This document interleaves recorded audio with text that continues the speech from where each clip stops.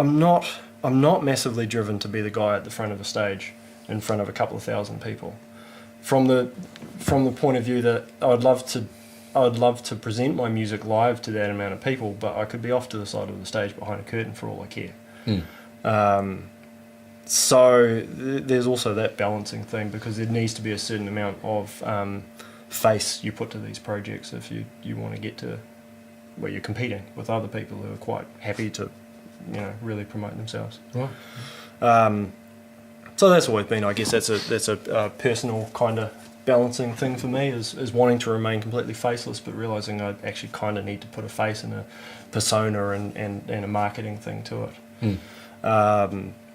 It's the running joke. I've kind of managed to succeed in being a pretty faceless artist in New Zealand, that most people, probably at some point heard the music, be it on the radio or on the TV adverts we've done music for, the PlayStation, Xbox games that we've done music for, but they won't know that it was me, or because it was one of my many names. So, but now I'm also kind of thinking it'd be nice to play out more regularly. So. Right. It is very interesting what you say about just putting a face to it.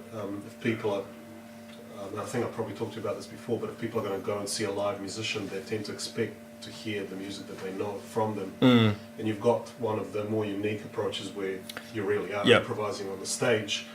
Not a lot of people, I don't know, you're the first person I know directly who does that. Yeah, and it's been obviously I have a bit to do with the Antiform boys as well, and they've got their live show, but their intention is to present their music very similar to what people will hear on their CD, so that they will recognise it and will know it.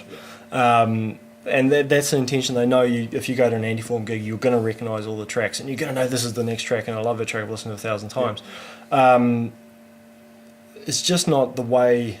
It's not why I'm in it musically, so I could adapt to do that, but then at the same time, I guess I've kind of been doing it this way long enough that I'm kind of like, well, I could also play electro house bangers and play every weekend, but not why personally I'm doing it. I understand why people do it in that format of it, but it's just not my project. With the interesting question actually that relates to that approach is, even though you don't actually take stuff you've written in your studio, I mean, you possibly take the odd loop here and there and chuck it in your sequencer and things like that. But are there do you have a situation where you've played something live, you've looked the hell out of it, and you start to get a groove and think, okay, I've got to get this down onto a track in studio? I know you don't record your live set, so you can't really do that. But have you had a situation where you thought, geez, this is working, the crowd's really feeling this, and this sounds like something that I'd like to... The plan is long term is to do that, is to take elements from that live show and turn them into tracks.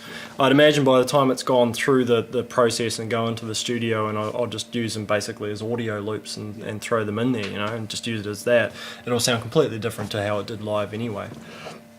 So the plan is, which talk to you about, is the idea of doing a monthly capture of the live show as to where it is, and kind of present how it is, and then take part of that out and release it as a track separately as well.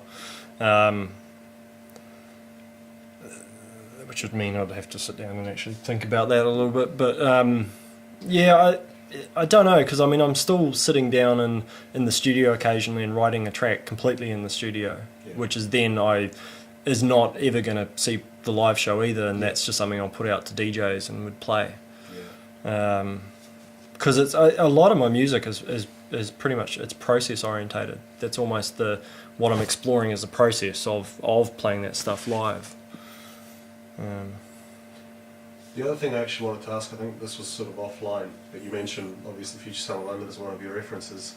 There's the live shows you've been recording for YouTube and things like that. Yeah. You were talking about actually doing a live show on the internet, kind of like Future Summer London did the ISD and stuff back in the 90s. Oh, Is this something you're still pursuing? Yeah, and I love that as a concept of just setting it up, and now that I guess that you can do it where you can have a camera and you've got the capability of streaming that, you can just set a camera up in the corner of the studio with all your gear. Watch you while you eat breakfast. Pretty much, and that you can break and then be a guy of your corner eating breakfast, and you can stop halfway through and do that.